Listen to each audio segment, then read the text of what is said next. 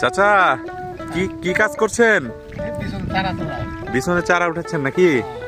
এই যে দর্শক দেখতে পাচ্ছেন, চাচা হচ্ছে বিছনের মানে একে বিছন বলে আমাদের আর কি।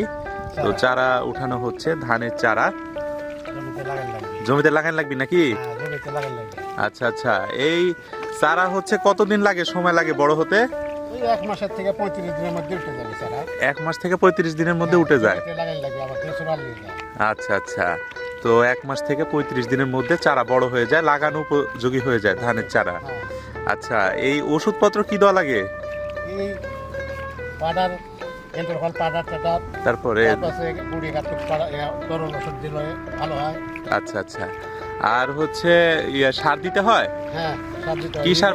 ইউরিয়া সার, ইউরিয়া সার আর টিএসপি। টিএসপি সার না? এই যে সুন্দরভাবে চারাগুলো উঠানো হচ্ছে। ধান কবে লাগাবেন? ধান তো আজকে